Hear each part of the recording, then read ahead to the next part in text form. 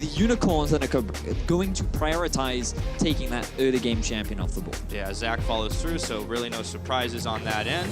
It's back over to the Unicorns side. Now, if you are the Unicorns, what do you want to stop the Monkeys from getting? Because we've seen them, honestly, not have a whole lot of success with a lot of different compositions. I feel like Maokai is a champion you don't want to afford to give over to the Mysterious Monkeys. I feel like he offers too much in terms of ease of engage with the Righteous Glory and the ability to all in. And I wonder if Mysterious Monkeys are going to even ban away the Talon. We did see Fnatic banning off Exileh. It was something that he had a lot of comfort with, and you can see on your screen how successful he was on that champion. It feels like that in the current meta with lethality, it's something that he has a little bit more comfort on.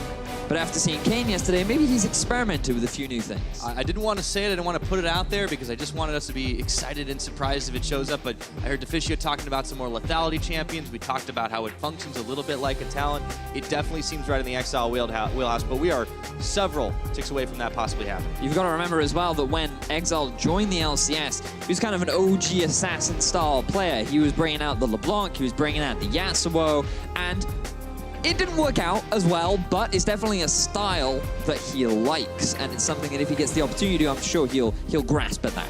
And of course, for a long time, he kind of went a lot of different directions. The Unicorns kind of developed him into a better mage player across the board, but he got a little stubborn, sticking on the rise when it was no longer a big thing. But it's not about Exileh in this first phase because the Cho'Gath was left up and open, and that is an insta-lock-in for the Unicorns.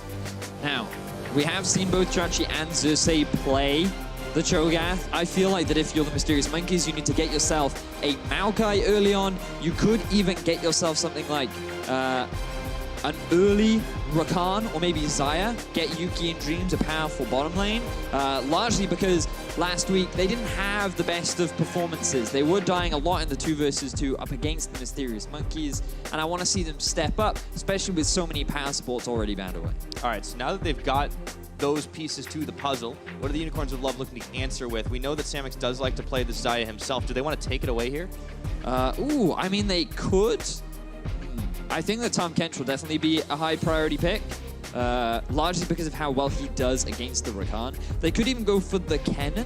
Would certainly be a Hylissang style of champion, but also got to remember Braum is also available. So interesting that they're actually going to shift towards this Jhin. We already saw it earlier in the day. It's very, very popular over in North America, but it's not the lethality builds that we're usually seeing. You're actually seeing a lot of high crit builds with very early Essence Reavers and rapid fire cannons and more of that scaling teamfight Jhin rather than trying to get that early snowball cannon Jhin. Yeah, we'll have to keep an eye and see if Samux follows in those footsteps. Now, this is actually going to be his first Jhin of the summer. If I remember correctly, back to the spring, that was one of the champions he was bringing out so much damage on. We'll see if he's able to get back into it. Now, Monkeys do not want to give any chance over to the Unicorns for shenanigans. They actually banned the Kane, wow. Yep. So an element of respect there. I wonder if they will follow that up with a Talon ban as well. You can see some stats on your screen for Yuki. The CSD is the most important one. For a very long time early on in the split, Yuki is an individual. He was having a decent performance, regularly kind of considered to be the star almost, and that keeping Mysterious Monkeys' hopes alive. But recently he has not been having the best of performances. Teams have been shutting him down. With the Xayah Rakan lane going into this Jhin Braum, I feel like he's setting himself up for success. There's a lot of room to make early plays, and I'm excited to see what this Mysterious Monkeys bottom lane can do. Yeah. Yuki can get back to those carrying ways for the time being, though. Unicorn's still contemplating their final ban. It's going to be Gnar that they remove from Kikis. Now, remember, Kikis, of course, has been another Mysterious Monkeys win condition in the past to help them to the series they already have had, but he has a big champion pool, so I don't think he'll be too phased by that. So with the Vladimir ban, makes me think that Unicorns are looking for something like a Syndra for Exileh. Usually that's where we most commonly see the Vladimir picked up, but Mysterious Monkey is going to very quickly lock in a safe mid. No, they're just going to go back to comfort. Oh! We should have expected it. The Talon lock-in for Exileh. He just says, that's fine, I'll take it. Throw me the Gragas as well, so we should be seeing Chachi now on this Cho'Gath. I mean, they could still run the Gragas top, but this makes more sense. You're definitely right. The Gragas in the jungle, Cho'Gath up in the top lane. That's why they banned away the Gnar as well, because they knew how much of a rough matchup it was. So final pick for Mysterious Monkeys. They could go for a Jarvan, does okay into the Cho'Gath. We have been seeing some Shens being picked up too. Oh, but they're actually going to go for something a little bit more team fighting and can hold his own a little bit in lane. But I actually don't think this is a great matchup for Renekton, and we can talk more about it in game. But in terms of comps, a lot of fighting. Pyra, no real surprise. A play-by-play's dream. You have a lot of engage from the side of Mysterious Monkeys with the Righteous Glory on the Maokai. You're going to have the Talisman of Ascension on Rakan. A lot of running at their opponents, forcing a lot of fights. But Unicorns, they've drafted a little bit more of a disengage composition. They want to buy their time. They have the Gragas ultimate, a lot of CC from the Cho'Gath, disengage from the Braum. And while they still can force their own fights, they actually want to stop, deny the engage, and then hope the Mysterious Monkeys overchase, and then they go for the re-engage using the high mobility of champions like Talon. Well, we have seen Monkeys get caught into a trap a couple of times, but I very much doubt this will be much like the Vitality series where the Monkeys just couldn't quite get things together. It's all about fighting often and early for this team, and we'll see if Unlimited, the comp that he has drafted for this team, is going to be able to come up with enough to take down the Unicorns of Love. It's definitely going to be one hell of a brawl. With Unicorns, it always is! But it will be a battle of mythic proportions with the Unicorns and Monkeys on the Rift, and we want to hear from you guys at home, of course. Give us your tweets. At LOL Esports is the place. Hashtag UOL win or double M win if you believe in the power of the Monkeys. The Mysterious Monkeys, definitely not looking good for them right now. They lost to Vitality already this week. They need as many wins as possible. They want to try and catch up into that safe spot. Whereas Unicorns of Love, they want to join HDK at the top of the group. So must need wins here for both sides. Must need indeed. We'll find out who reigns supreme between the Unicorns and the Mysterious Monkeys as we hit the Rift for game number 1.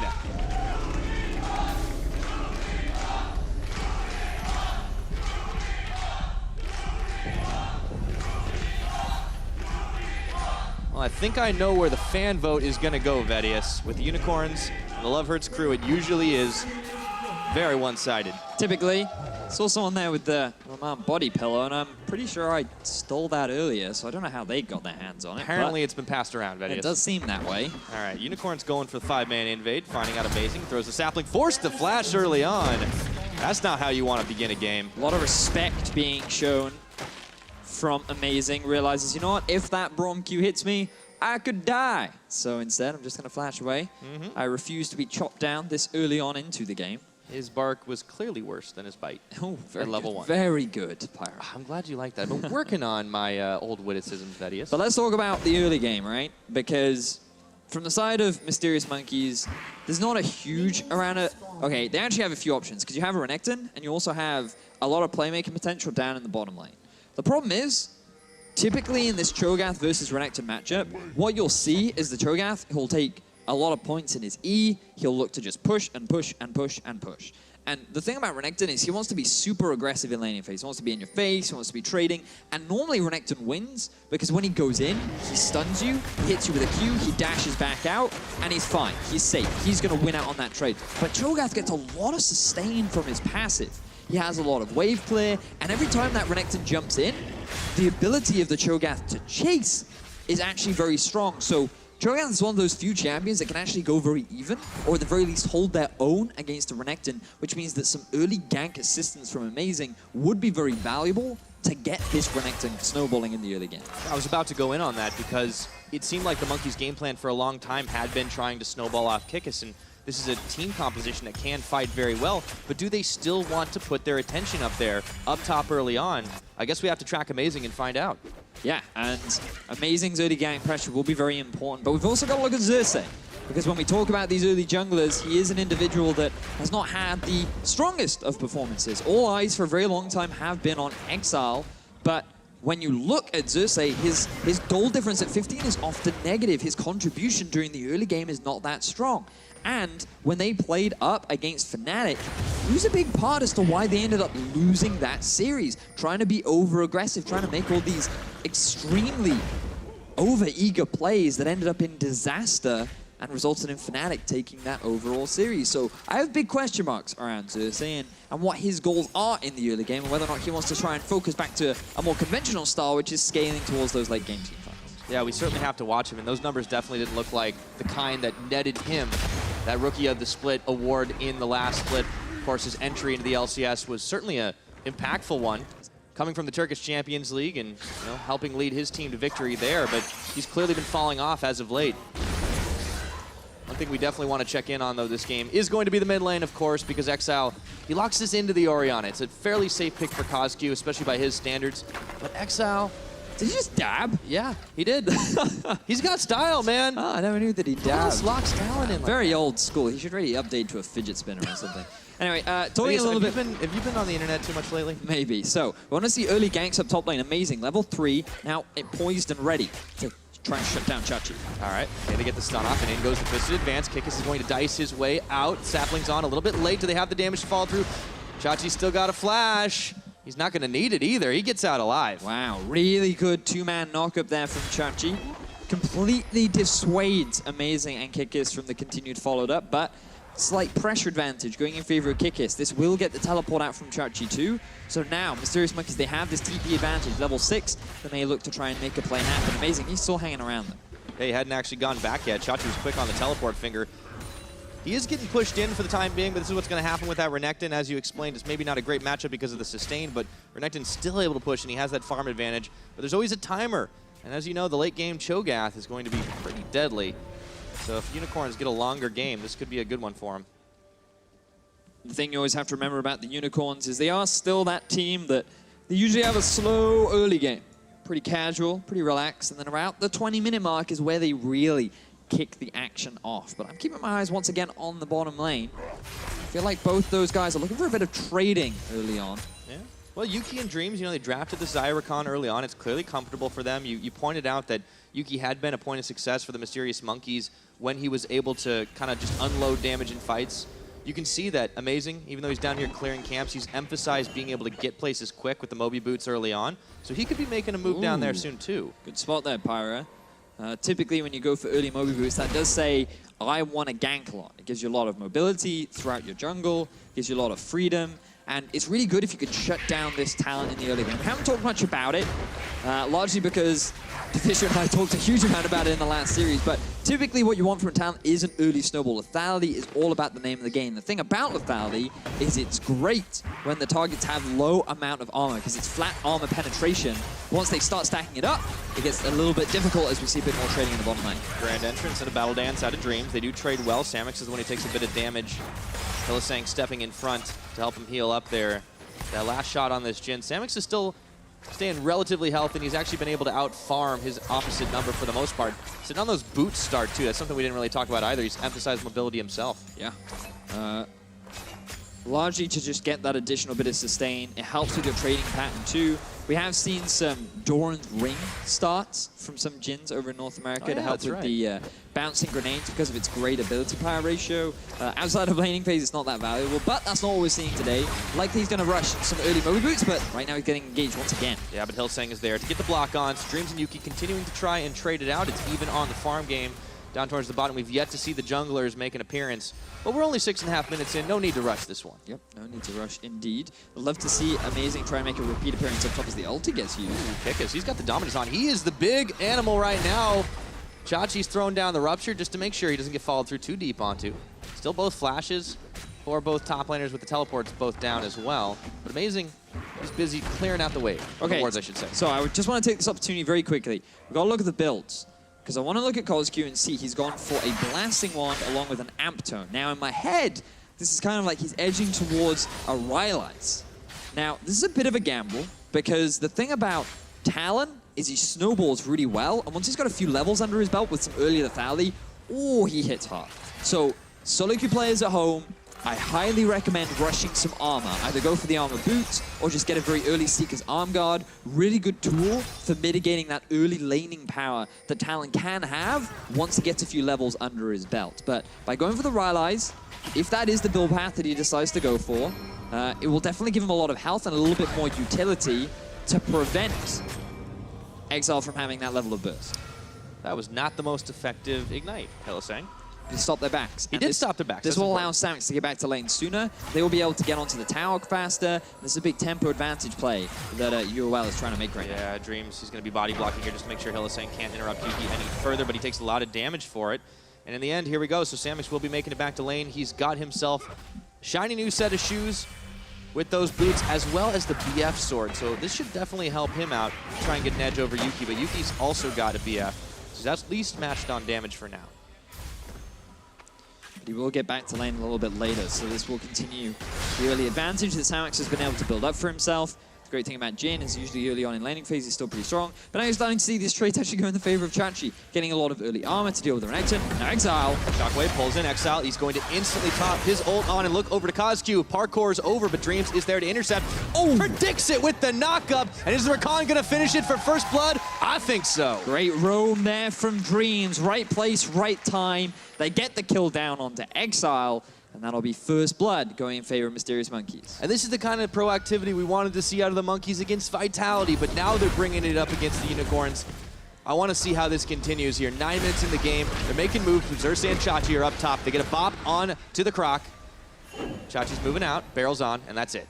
Bit of a pressure play there from the Unicorns of Love. They see the gank happen mid and they want to try and make something happen somewhere else on the map. Let's have a look back at how this happens here in this replay. So, Mysterious Monkeys, they spot out Exileh trying to clear out the ward. He doesn't flash away from the ultimate. A little greedy from Exileh, but I love the pathing that he takes, thinking that he's safe, utilizing the walls and mobility, but he just doesn't expect Dreams to come out of nowhere. And if you think back, if Hylissang had never delayed the recalls of Hylissang, of Dreams rather, he delayed his own back too. He never would have been in that situation. So it's all Hylissang's fault. Is that what you're saying? Say. Okay. Yeah. Well, I guess you can always blame the support.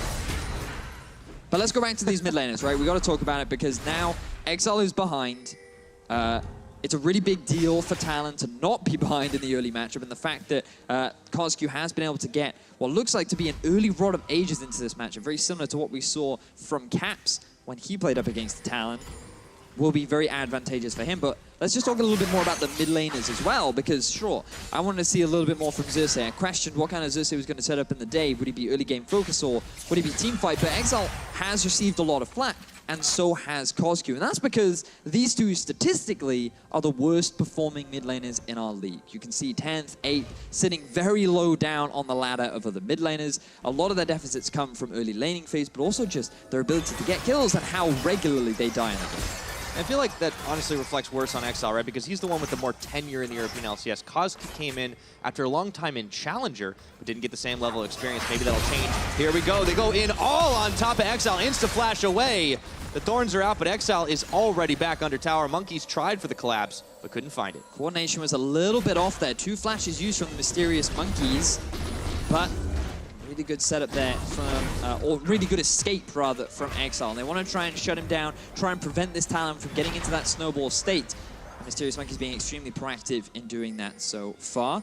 And it will allow CozQ to healthily transition into his itemization later on. Yeah, speaking of itemization, you talked about the possible Rylai's. Of course, it looked like he changed it up or had a different plan in mind because he's working his way toward a Rod of Ages instead. So not so much on the armor, but at least he's going to have some sustain there. Yeah, personally, I'm not a massive fan of it, but this was something that we saw Caps do as well. It does give you a lot of health. Will attribute to more of a scaling sort of Orianna build.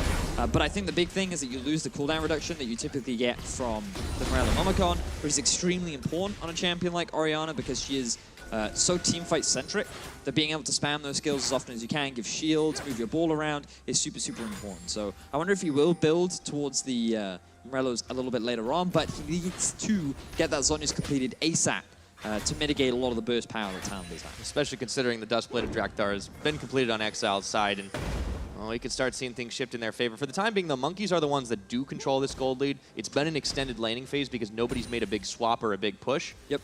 I want to see if that ends up changing here. Now, Yuki's going to be joined by Dreams, but he's trying to take the express path, and Hylissang cuts him off. Remember that it's not the end of the world for the Unicorns of Love to scale. Jhin scales pretty well based on the build path that he decided to go for. Rush of the Infinity Edge into the Rapid Fire Cannon. Very similar to what we see over in North America. And Chachi, he's on Cho'Gath. Cho'Gath scales well. He scales with health. He does a lot of damage later on, especially to any target that he can get onto, really, because of the amount of true damage that he in fact does do. And this could be an issue for Mysterious Monkeys because Renekton isn't ahead. Yuki and Dreams weren't able to snowball any kind of bot lane lead. And we'll have to see, because right now, an extending laning phase isn't that bad from the Unicorns of Love. No. Oh, and Dreams. Uh-oh, he ran right into the gank squad of the Unicorns of Love. The rake comes out, and Hylissang throws on the Winter's Bite. That's the finishing blow, as he's able to pick up 1 kill for himself, and now they are proxying behind this wave. Xerxe Exileh stopping anything from happening by way of defense. CozQ will get some free hits on the mid tower while the Talon is away, but he's back soon enough. And this is where we'll start to see things open up for the Unicorns. And you have to praise the Unicorns. They had really good vision around the bottom half of the Mysterious Monkeys jungle. Exileh now going into CozQ. Oh boy, Twilight Assault, and he throws the rake back. CozQ down to half his health. He has his barrier, already used it. In comes Xerxe, shockwave on himself, but it's gonna be the Sombrero, and Exileh picks up the kill. Meanwhile, Samux has to flash away. twirling his gun with style, but can he get away? It looks like it. Hylissang is there for the defense. Yuki coming out, just able to clear some wards, and that's it. This is why I like to see early armor on those mid lane champions against Talon.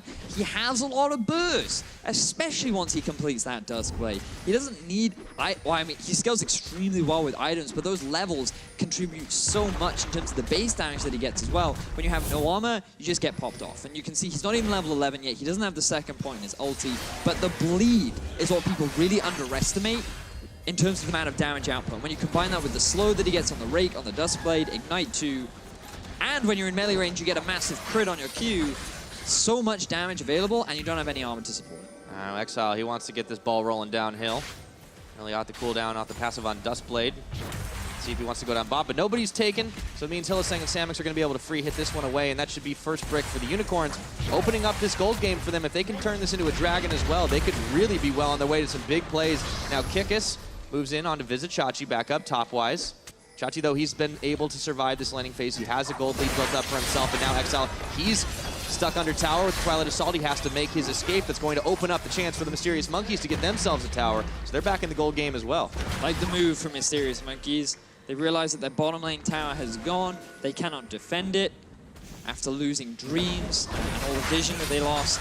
They felt like they needed to make some kind of answer. And the one thing about Talon is he has very little wave clear. So they just grouped up mid, take the tower. This will open up the map a little bit more, give some more freedom over to the Mysterious Monkeys. But they're still in a gold deficit. And Unicorns are in a great spot because their bottom lane is scaling nicely. Their top lane is scaling nicely, already with a completed Righteous Glory, which I absolutely love. Because one of the big criticisms I had of Xerxe was that he didn't buy Righteous Glory enough.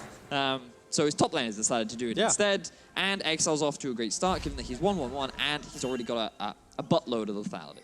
There we go. So the carries are starting to do exactly what they need to. And Kikis, he keeps trying to make it happen, but you just can't deal with the Cho. He's getting bigger and bigger as the time goes on. And I feel like Vedius, what can the Monkeys do right now other than just try to force some crazy fights? Well, you nailed it, Pyra. That's what they got to do. They got to force some crazy fights. Cool. I think right now, they're trying to make a crazy fight happen top. Oh, slash dash. There we go. Dreams is in. He gets the knockup. Chachi, though, he's sending out the spikes. They can't kill him. They just can't do it. He's too big. League of Tanks. This is how it goes. But these kind of plays needed to be happening at like level 7, level 8, where Renekton had enough early power to be able to kill the Cho'Gath. Now, he's got too many levels into his abilities where his CC is extremely strong. He's got a lot of health under his belt, but now we have seen Amazing get caught. Oh, no. He flashes out, throws the Nature's Grasp. CozQ is there as well, but there was no follow-up damage, unfortunately. So Amazing has to burn a key summoner as well as his ultimate. And now their eyes are on the dragon. Unicorns of Love already grouping up, getting some deep vision down. Maybe they just want to force a fight, classic Unicorn style. Why not if you can get away with it? So, Double Charm is on, but there's no follow-up damage. There's a Shockwave on to 2. Hylissang, he's taking up the entirety of it, and Dreams will be able to take him down. But meanwhile, the curtains have been opened, and Exileh is going to be making his grand entrance through, hopping and skipping and throwing those blades out. Roots down. Chachi, they get the hop over. It doesn't matter. A double kill for Exileh. And Unicorns of Love, when they have the choice between taking an objective and forcing a fight, naturally, they choose to go for the fight. They find a successful one, they get themselves 2 kills, and they walk away the victors. And this is why people love the Unicorns of Love, Vedius. Who needs objectives when you can just get them once you've won the battle? Kill him, Pyra. That's the best objective. Get the gold through kills. 4-2 now is the kill score, 2,000 goal lead, and now they get the objective. Exactly. You know, it's a safe, secure, Pyra. Reliable strategy, group up mid, make the fights happen. And so far things going splendid for Unicorns of Love, as we do see how the fight happens. So Mysterious Monkeys, they just want to push out mid. They're expecting Unicorns to go for the dragon. Oh, they don't. Instead, they try to force a fight. There's 3 members. Gragas isn't even here yet. Cho'Gath still hasn't TP'd into the fray. They even lose Hylissang at the start of it, but then it's at this point Exileh is able to get onto Dreams. He's able to chase up CozQ, and one Mysterious Monkey's all split apart because of the delayed TP from Vizicsacsi. That's where the fight suddenly goes in their favor. Yep. Well, you know, usually when you see a pick like a Talon, as Exileh goes in once again onto Dreams, he'll be able to get the deletion off. Man, he's really trying to show up caps for that best assassin EU. Blood for the Blood God, as Exileh picks up another one. now completed the Ghost Blade, even more mobility, loads of chasing, loads of lethality. Do you know what we said, Pyra? If you don't have that much armor, his stabby stabs really hard. Yeah. If you don't have armor, the stab stabs you through. Exactly, right? I'm glad we've established that. Because you need it to stop the stabbing, right? You know how I knew that, Go, tell me. I played a lot of Assassin's Creed. I too played a lot of Assassin's Creed. So did Exileh, apparently. Looking to continue his assassinations. All right, he gets a hop on. There's amazing. The barrel comes out, just going to knock the bird away. And Exileh is unstoppable at 19 minutes. The guy's got 5 kills. 5-0-1. You're starting to understand why Fnatic chose to ban this champion away from Exileh. Certainly seems to be one of his comfort picks. Something he's having a lot of success with. And he's been able to build up a lot of his own leads, but also Mysterious Monkeys, they've just slowed down. You know, I'm very critical of this Renekton pick. I feel like Jarvan would have given them a lot more teamfight value later on into the game, but they do still have pretty good team fighting as the game progresses. Yuki scales very, very well on this Xayah. You have an Orianna in the mid lane whose power spike will be delayed a little bit by going for something like a Rod of Ages and the Sonya's Hourglass. Which he's halfway towards, or at least getting closer. But it will get better later on. There's still a lot of power there, and if Exileh dives into this fight and he gets CC'd by Kikis, who are amazing, or he gets charmed up, he will be obliterated in an instant. So that's the still win condition there for Mysterious Monkeys. Yeah, you know, we talked a lot about Exileh, and he definitely has been the flashiest member of this team right now. But I feel like stepping into the shadows here is Samux, because he's been consistently throwing down damage, picking up assists. He's going for this crit Jhin build, and he's sitting on 2 items of it at the moment. It's not going to be too shabby, especially considering the Monkeys haven't been picking up as much armor as they should be.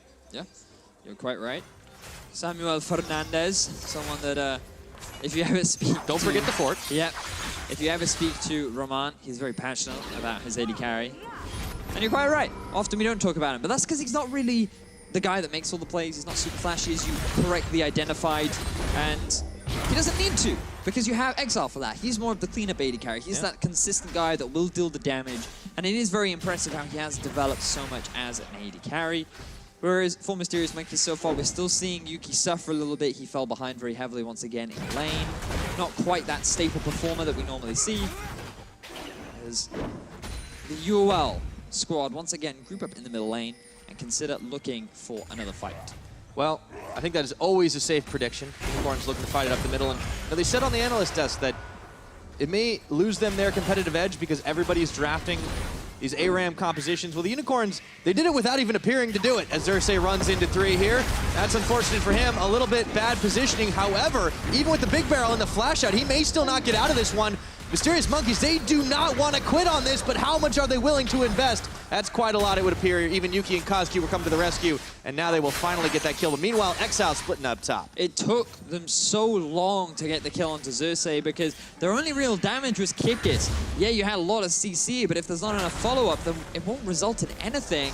And this will give Exileh the freedom to push up top lane. He's not going to commit to the tower. Instead, UOL, they're looking to try and force a fight. They're looking to try and force it out. And Dreams CozQ, they're not going to be accepting this one. They'll back away for the time being. They know they can't afford to take a fight. They might lose and let the minions just keep on pushing in. But I want to go back to your bit about Samux too, because in the spring, he was one of the big Unicorn success points, still not one of the flashiest players. Playing this Jhin consistently and having big damage numbers on it, looking great as an AD carry.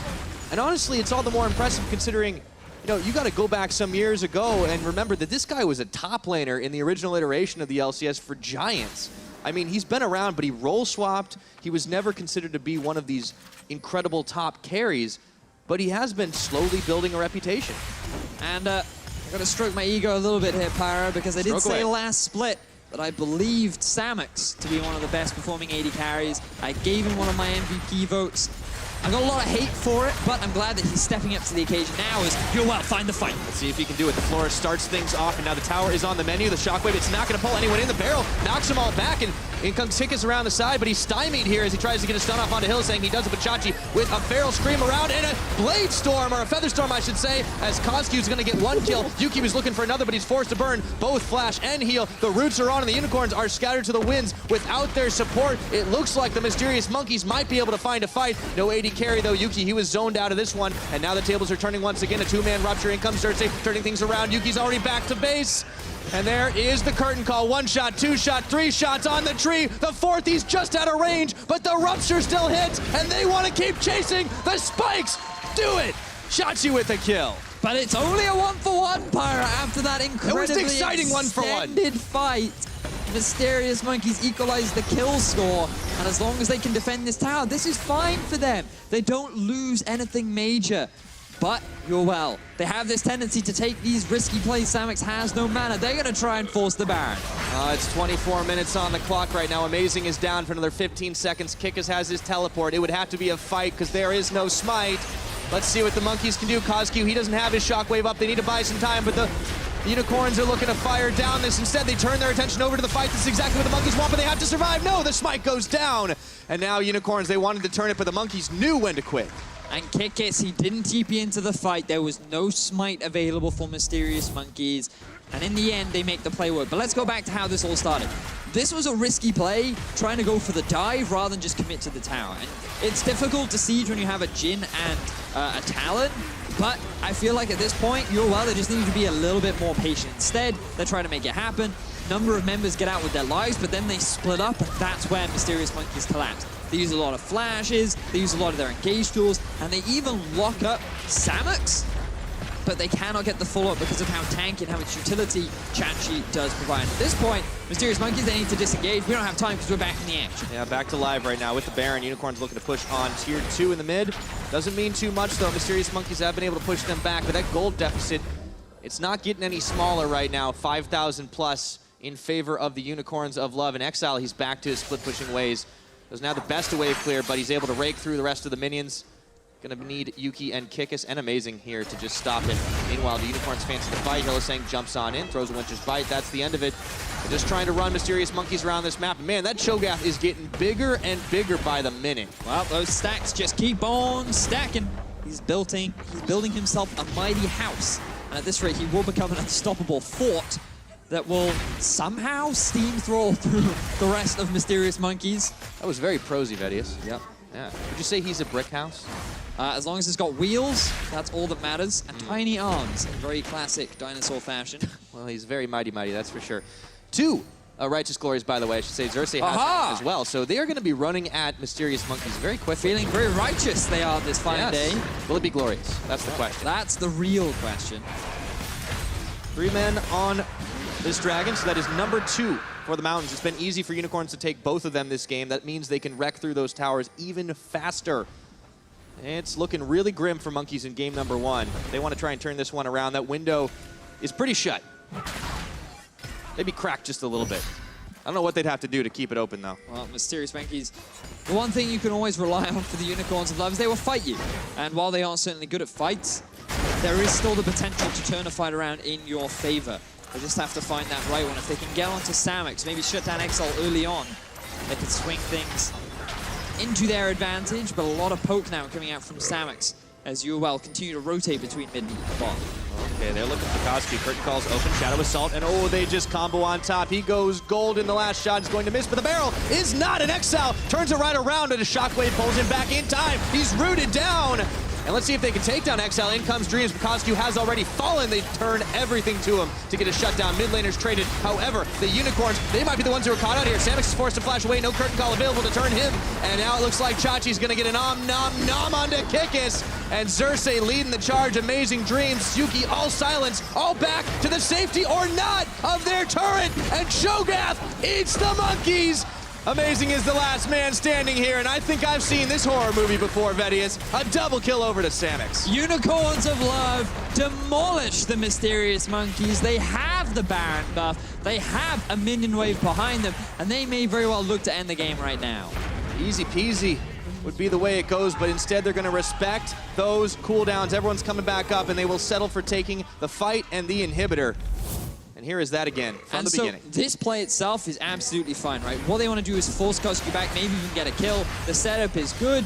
They've got the fourth shot as well, the ulti too. But CozQ with a really good shockwave into an Orianna shield.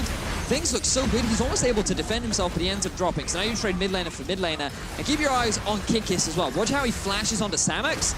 Instant root, but no follow-up. And once Cho'Gath joins the fray, it's this fort that you just cannot get behind. He's just standing in the way, making things impossible for the rest of Mysterious Monkeys to get onto the carries, and then Chachi effectively becomes the carries as he chows his way down through the Monkeys. Yep, now Yuki and Dreams on a hasty retreat right now. Tier 2 up in the top side is only at half its health. And Unicorns, they keep on steamrolling this gold lead ahead. They've got 4 members here, and Samux is bringing up the rear. Instead, they let the minions get taken down. And actually, Kikis is going to be pushing on the bottom side. Monkeys only have 1 tower, so that's why that bottom is still standing. But Chachi, he wants to turn this around. A Rupture separates them up for the time being. Amazing, he throws the Nature's Grasp, but Xerxe is in the backline. Featherstorm comes up, and it's going to be a lot of blades. Exileh coming to join this party right now. However, the Shockwave stops down. Second, Exile's down, but Samux had the curtain call. Do they have the damage? The Monkeys sensing weakness in the chaos. Xerxe, he's going down as well. And now CozQ lead the charge. He had Shockwave already used that one. And Chachi's in the front. Does he have the sustain? Amazing gets the root down onto Samux, and he able to Bramble smash him down. CozQ's gonna fall as well. This is a bloody brawl. And I don't know who's going to win this one. There are only 2 Unicorns left. Make that one, but it's Chachi. And it's so conventional for the Unicorns of Love to do this. Chachi, he's still alive. He's still just bimbling around, never gonna trying kill to get this the guy. kill. I don't think anyone can kill anyone, Pyra. I think Chachi can kill everyone, but I'm wondering how far he goes. Let's watch, shall we? He's still going. Dodged. In the end, the tower defeats him. So, Unicorns of Love, I think the play itself was fine. I think the way in which they try to force that fight, they know they have a lead, they can definitely win it. But time and time again, you see these execution errors from the Unicorns of Love, where they just overcommit for the kills. They try too hard to make a play that they've started succeed. And you can see here, the flash, the knockup misses from Chachi. The root doesn't land. The knockback comes through, but there's no real fault. At this point, you disengage. But no, they go underneath the tower. They feel confident enough they can get the kills. Exileh ends up getting shut down by a great shockwave from CozQ. The flank comes in from Kikis onto Samux as well. Xerxe still underneath the tower. And this is the late game fights we were talking about, Pyra. You know that the Unicorns will fight you. They're not interested in playing the slow macro game. They won't move from lane to lane. They will always try and get leads through kills. They will try and get objectives through kills. And that means that there's always this opportunity for the Mysterious Monkeys to find an avenue back in, because their team comp still does really well in team fights. And when they overcommit that hard, you can find these windows to turn it against them. Yep. Now, the real mission for the Monkeys will be to take down the giant Void Monster if they can finish the fights like that. Honestly, the big difference between those early fights and the ones we're seeing now, though, I feel has been CozQ and his placement of the Shockwave. Yes, it wouldn't do nearly as much damage before, but when he's on 3 items and you can get it in the right place at the right time, that is a game changer. Now we'll see if he can bring it to bear here. Amazing. Very, very risky play. Amazing. He's got the ulti. I mean, that's a double Mountain Drake Unicorns. They should be able to secure this one up, and they're going to get the smite down. But now can they win the fight afterwards? Exile's going to get charmed up, knocked up. Shockwave pulls him in. It's just one, though. Do they have the damage? No. Exileh finally will go down. It's CozQ that gets the kill credit. Meanwhile, Kikis is causing havoc in the back, and he flashes out as they were buying time. It's Chachi and Xerxe, and that is a 3-man silence. Nothing that the Birds can do right now, as Chachi on the front line might just be the difference maker. Samuel Fernandez for taken down. Amazing. And it looks like the dreams of the Monkeys are starting to fade here, as Dreams himself, his health bar was nearly taken down to 0. CozQ trying to dodge, but you can't dodge them all. And the Unicorns take the fight. So much is happening in these fights, but it does look like that the Unicorns of Love, they still are able to win out. They will be able to get the superior number of kills. They walk away with the Baron, and now they are running it down mid. They have some minions available to them. Samux and Vizicsacsi looking poised to take that Nexus. And the worst time for a pause. Oh, man. Oh, allows us to catch our breath, though, Pyra. Okay, yeah, I mean, I've been going a little crazy in this one. But that is the Unicorn plan. Get the fight, run it down mid. All according to plan? So, I'm sure we'll get a replay of the actual Baron fight, but basically, while it is risky, you have Cho'Gath. So you have the ultimate available to just nom it down. You've also, you know when you're going to get that guaranteed crit from Samux too. So there's like a lot of burst damage from the Unicorns of Love, and one of 2 things happens. They either rush down the Baron and they get it, or they force a fight that goes in their favor because they know that they're strong enough. So I think that while there's always an element of risk doing it, I think overall it was a fine play. It just very much came down to whether or not they were able to execute, and this time around they were. But again, Exileh, he goes to this flank, and he gets shut down very quickly. Mysterious Monkeys, they look like they were ready for it, but they use all their damage on trying to kill Exileh. Then they have nothing left for all these tanks that are just slowly chasing them down. And Renekton, he doesn't have the same sort of kill threat as a Cho'Gath does. And so while he's sitting on top of Samux, Samux is actually kiting and fine, and he almost actually gets the kill onto Kikis. Whereas Chachi, he tanks up like 3, maybe even 4 members, and he's just like, and eventually he's able to almost kill Yuki. Yeah, specifically that sound effect. That was, yeah, that was... theatrical I'm interpretation. a Cho main, as you can tell. Well, I'm glad to know that. Now, just to update you guys on what is going on, there's a mouse issue relating to Yuki. So while League officials are on stage trying to get that one resolved, I'm told we'll be jumping back into the previous fight and seeing the action unfold once more. And yeah, that definitely needs a second breakdown, I feel. Yeah. So here we are. Now, what you'll notice is here, Chachi using his CC to just keep people away. He has the nom-nom, you have the crit, you have everything. So they make the play work, but then a great collapse onto Exileh, shuts him down very quickly. He doesn't get the same kind of burst. And just keep your eyes on Kikis versus Chachi, right? Because Kikis, he has to flash away because he doesn't have the power to kill Samux. Whereas Chachi's literally tanking up 3 people being like, I take no damage. I'm not afraid of anything. I have all this bonus health. I have all these bonus stats.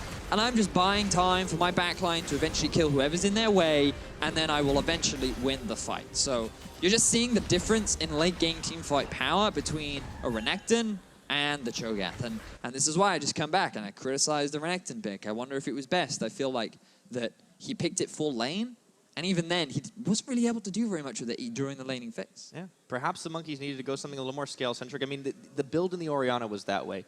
The dual laners worked that way. The Maokai worked that way. The Renekton definitely seemed to be a little bit out there, and that's something the Monkeys will have to think about going into Game 2. Now, they're at death's door here for Game 1 because the Unicorns are inside of their base, but of course, in the pause moment, people coming off a cooldown, maybe we'll see one last desperate fight. Well, we may very well do. In order to do that, Yuki will need a mouse. So I've just been informed that his mouse will be swapped out. They're going to confirm the settings, and then they can go for that final fight. You can dodge skill shots. Yes. I've been told it when is he has a mouse. A necessity from personal experience. But things definitely looking bleak for the Mysterious Monkeys in Game 1. While the Unicorns of Love have certainly taken a few risks this game, I feel like a lot of the time we've still seen them stick to their style, which I think is the big thing. We haven't really seen much of a shift from what we saw from Rift Rivals. I still think that we're seeing the same kind of Unicorns of Love. And while certainly Exileh seems to be having better performances when he's allowed to play things like the Talon, I think it's definitely a big comfort pick for him.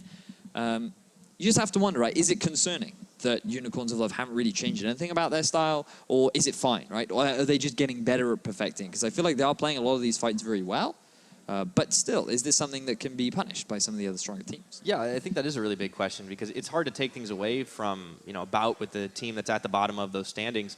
And when you compare how the other teams are fighting it out right now, you'd think that they might be able to shut this style down a little more effectively. Everyone was clearly watching that Fnatic tape and seeing if maybe they will just respect the Exileh talent in the future. Maybe not. Maybe they'll find a way to play around it. But it is concerning because the other two teams came out of Rift Rivals looking stronger. The Unicorns are the ones that didn't. Yeah, and that's a big thing. So still 2 weeks left following this one of regular season play, and then we'll be jumping into playoffs. And as we talked about earlier on, the stakes of this game are very much that... Is that the new mouse? Looks like it. It looks pretty shiny. Oh, no, that's the old mouse. I looked a little used. I would argue that it's a little shinier, though. I mean, I guess old and new is relative if you've been using it this game or not. TLDR, guys. That one could be older, technically. You're having a visual of how to install a new mouse. Step 1, unplug. Step 2, plug in. Step 3, test it out. Yeah, move it around. Thank you for the demonstration, Yuki. I think he likes the other one. He's looking at the other one, like judging it, being like, you let me down. For so long, I trusted you, and now you are gone. Feels bad, man. Yep. You can't click. Betrayal. Replaced in the blink of an eye. So Yuki is cold-blooded there. Yeah, they're just confirming the settings now, and then we'll be jumping right back into the action. Just to give you a bit of a reminder, Yuki's alive, Dreams is alive, Kikis is alive, but Hylissang is stopping the backs of both Kikis and Dreams, and there's only really Yuki left to defend, up against a full health Vizicsacsi, a full health Samux, a level 16 Samux, might I add. There are 2 Nexus turrets standing in their way, and I believe they have the Baron buff as well. So it's definitely going to be quite the feat for Yuki to be able to defend. but they're going to try as we jump back into game. If there's ever a chance, well, now is the one. So we're getting back into game, and it's going to be a photo finish or a hectic one at the very least. Down goes one Nexus turret, and down goes Yuki. Well, there's your answer. Om nom nom. Goodbye, dreams. Now we sleep. The Unicorns of Love finish off the last Nexus turret, take down the Nexus, not the back of a real big Cho'Gath. And the rest of the Unicorns of Love. No, the inhibitor respawned. Oh, we got trolled. Hopes are still alive for the Mysterious Monkeys. Unicorns of Love, they can't end the game yet.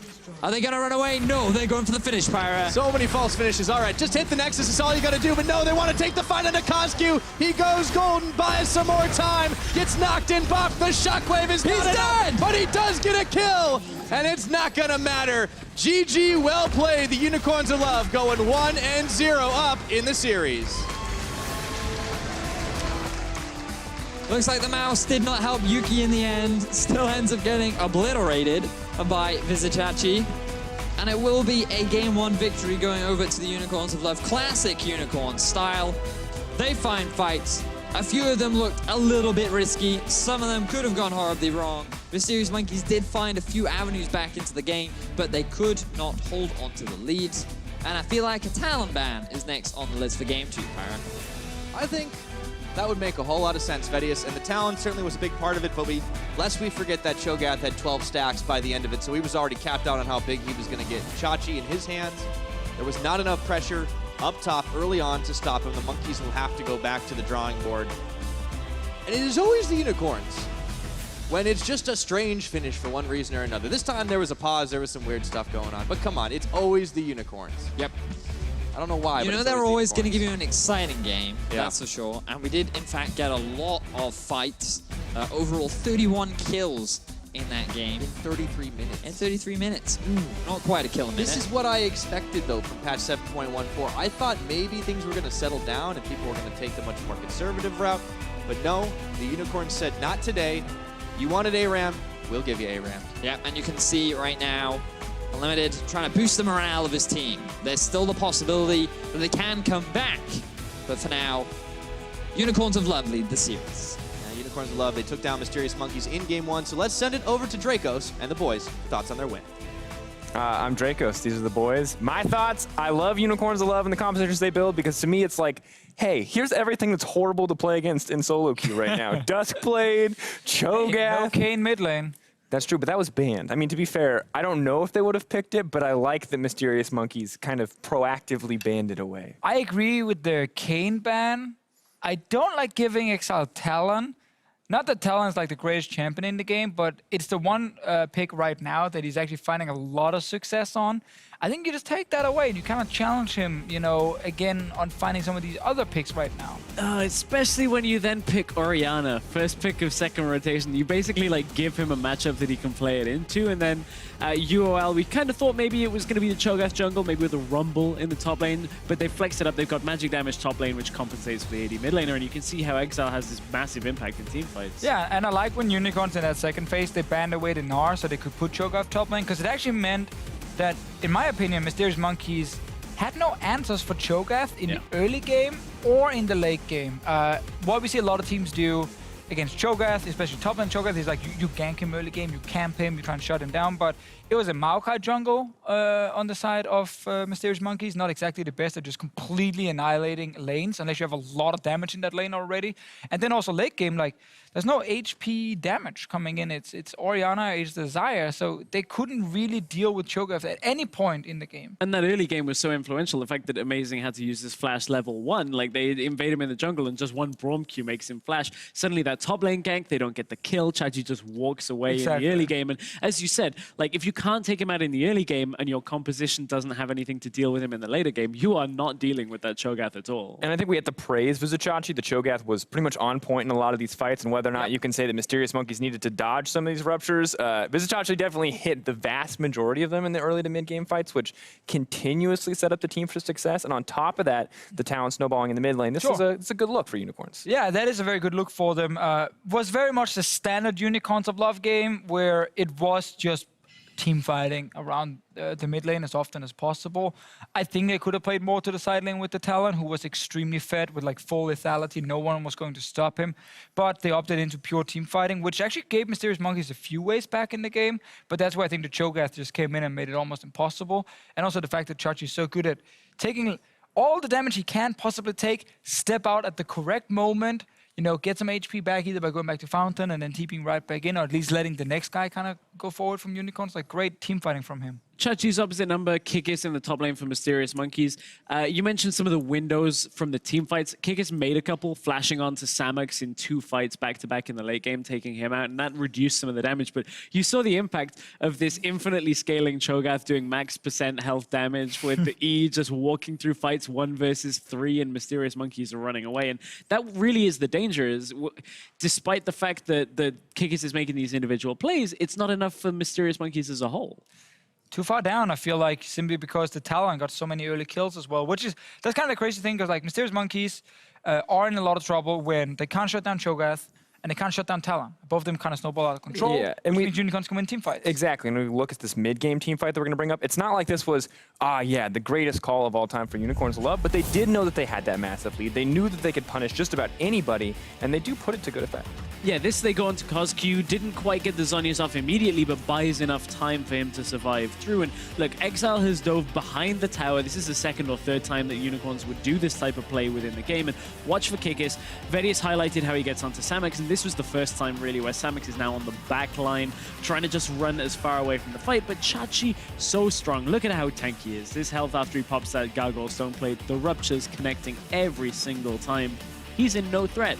We had so many team fights looking like this one, where it was extremely back and forth, like a few kills in favor of Unicorns in the next fight, a few kills in favor of Mysterious Monkeys, and that was my only like concern or criticism with this game, was that a team who actually got the early game advantage with a Cho'Gath and Talon, in my opinion, should be able to fairly cleanly actually take over the game, because there's no answer for the Cho'Gath, and there's also no answer for the Talon in a side lane.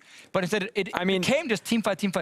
That's true, but they did find the win, and they're definitely proven by the KDA. And the damage per minute, that is disgusting. Look, the Cho'Gath, they couldn't kill the Cho'Gath. I will not take anything away from Vizicsacsi's Cho'Gath performance at all, but the fact that Mysterious Monkeys actually found some fights that could have made them, or potentially put them back in the game, I don't think that should have happened with how fed Talon and Cho'Gath were in this game. And while I agree, I just want to point out that I remember, I think it was Origin Power of Evil, Varus 1200 damage per minute was, I think, the highest damage per minute we had ever seen for any individual player. I'm sure it's been surpassed since then, but 1,000 damage per minute for a full tank, the Cho'Gath, is insane to me. I feel like people have to ban this champion away. I mean, they gave it as a first pick. I don't think they got a whole lot in return, sadly, for the Monkeys, because they picked the Maokai, which was fine.